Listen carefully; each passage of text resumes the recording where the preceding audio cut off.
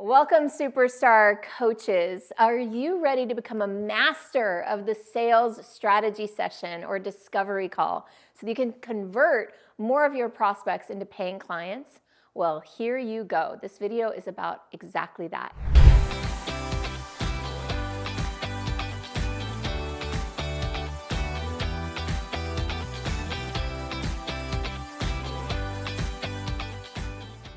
Mastering the art of a great sales conversation is absolutely critical for being a successful coach.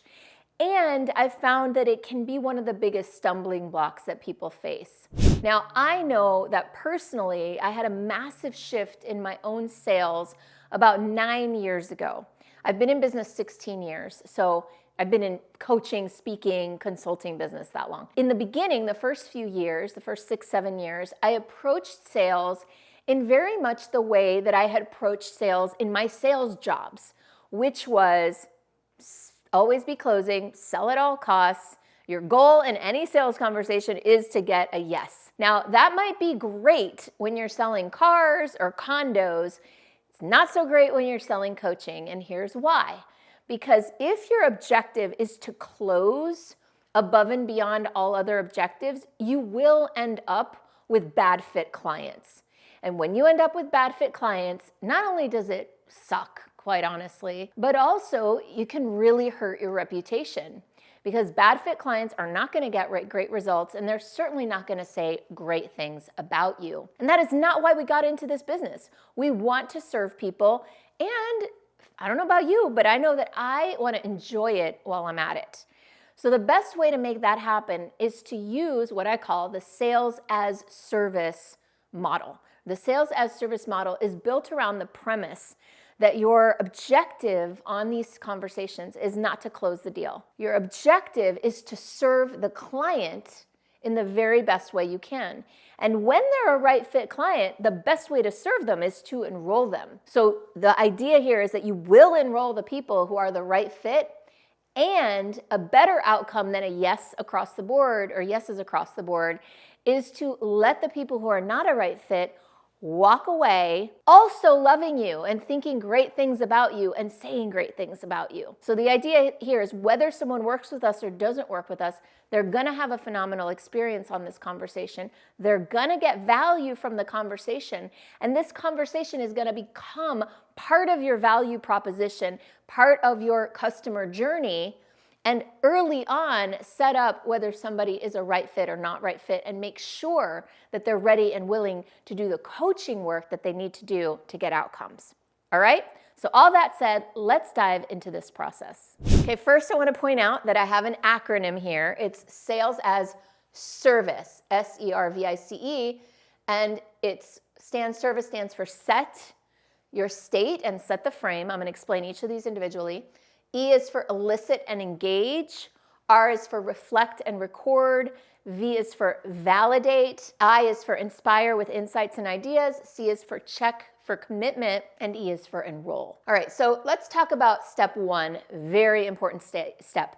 What we're doing here is two things. We're setting our own internal state. This starts before we ever hop on Zoom or pick up the phone. Setting our state is about getting grounded and centered and present and clear in our intention to serve over sell. For example, I have clients that said a prayer or say some sort of mantra before they get on there. Something that just reminds them, I'm here to serve. I'm not attached to an outcome. I want to serve this person the best way I can. If they're ready to enroll, I will enroll them. And if they're not, I will release them. And either way is fine. There's no pressure. Then we're also setting our frame once we hop on the phone with the client and we've gotten through the, hey, how are you? Are you still ready for this call? Do you still have, time for this? I like to do that up front because I don't want someone to be distracted while we're on the call. And my frame that I'm setting is, hey, we're going to be fully present for this, right? Setting the frame is about setting the expectations for the call and the agreements for the call. It's the frame within which the call will occur. Now, one of the best things you can do when you're setting your frame is establish yourself as the leader of the call. Now, some of us might have had sales training where we're trying to get friendly with people and be their buddy and establish that's not what I recommend for a coaching relationship. Again, that's fine for condos and cars, but for coaching, how we sell is how we serve, right? So how we show up in the sales conversation and how the client shows up in the buying conversation, it tells us a lot about how the coaching relationship is going to go. And so right up front, we want to set the frame that we're the leader here and that we're going to lead them to an outcome that's good for them. And so what I like to do in that frame, in that pre-frame, is I say something along the lines of, the way I like to run these calls is, and then I lay out how I like to run them. In my case, I say, I like to ask a lot of questions, understand how you're doing, what you want, what's in the way.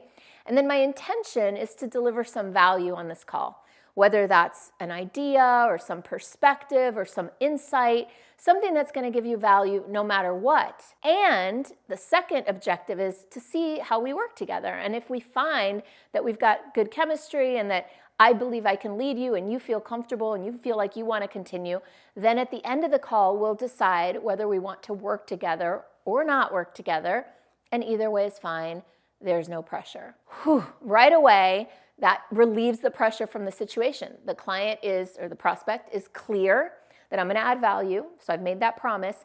And they're also clear that we're going to make a decision about continuing together or not. And I've also made it clear, hey, there's no pressure here. And that lets somebody relax. And it sort of addresses the elephant in the room, which is like, are you going to try to sell me something?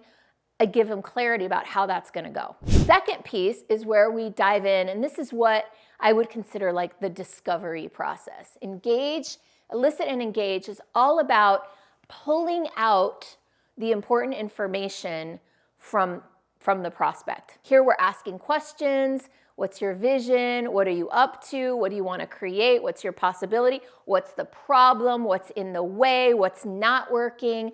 So we're sort of getting the lay of the land. And by the way, I'm taking notes, reflect and record. I'm taking notes while this is going on so that I can really listen and be present and I'm not trying to interject too much. This is the part where they're doing most of the talking.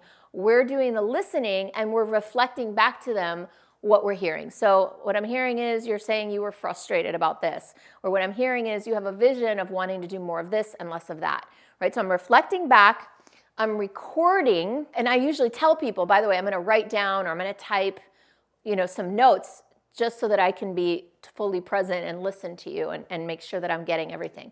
People really like that. People generally feel very good about you taking notes and listening so intently. So we're listening and engaging while we're reflecting and recording. And at some point, we'll want to start to switch gears into where we deliver some of that insight. And one of the ways we do that is through this validation step where we're saying, all right, I think I've got it. I think I've got the lay of the land here. What I'm hearing is you want this, you're struggling with that, you wish you could do this, and you're looking for somebody maybe to help you with this piece. Does that sound about right? So I'm validating what they're saying, but I'm reflecting back what they're saying, and I'm also saying something along the lines of, listen, I want you to know that this is really common. I see this all the time, or this is not an unusual thing, or don't feel badly, if you find that people are kind of beating themselves up. We want to validate their experience and let them know they're in good hands. You might be realizing they're not a great fit, but that doesn't matter. You can still validate them, validate their experience, even knowing that you're probably not going to be able to help this person and you're going to need to let them know that. But at this stage, you still want to validate their experience and let them know you heard them and that they're being witnessed. Once you've got a sense of what's going on, at this point, you probably have some ideas, some insights, some perspective for them. This is where we move into 5, and this is where it kind of shifts a little bit into where you're doing more of the talking. And so you might want to say something like, all right, I have a good sense of what's going on. Would it be okay with you now if I share some of what I'm seeing and maybe some resources or some opportunities for you to create those outcomes that you're looking for? Everybody will always say yes. And so at this point, you can say, all right, here's what I'm seeing. Here's where you might want to enlighten them on a blind spot or something that they don't know that they don't know. One of the best things you can do is give somebody an aha moment in a strategy session. If you can help them see something they've never seen before, not give them an answer, Not give them homework, not give them something to do. Hey, what you need to do is go back and have a conversation with that person and say this, this, and this. No, we are not coaching here, all right? This is a really big distinction. We don't want to dive into the coaching relationship yet. We just want to share the insight or the aha of the problem or the possibility that we're seeing that they might not be aware of yet. So for example, if I hear somebody who's frustrated with their group coaching program, and they've got clients that aren't showing up, and they've got people fighting in their program, and they've got no retention, yada, yada, right? I'm listening, I'm taking note of all that. What's becoming clear to me is that they have not built a culture yet. And there are some cultural components that need to be installed. Boundaries, standards, agreements, path to leadership, all the stuff I talk about in my other videos, which by the way, you can check out my other videos. I have a lot of videos about how to build a group coaching culture and a whole lot more videos about building and growing a coaching program. And please take this opportunity to like and subscribe to my channel. Maybe share some of your experiences below. So back to my point here, which is that I might recognize they don't have a culture. So that might be what I share with them. I'm saying, listen, what it seems to me is that you need to create a culture of accountability, a culture of support and abundance. Like it seems like there's some scarcity mentality going on in your culture. Does that resonate with you? Does that sound about right? And now they get to say, yes, that sounds about right. Totally got me, Michelle. Or no, that's not it at all.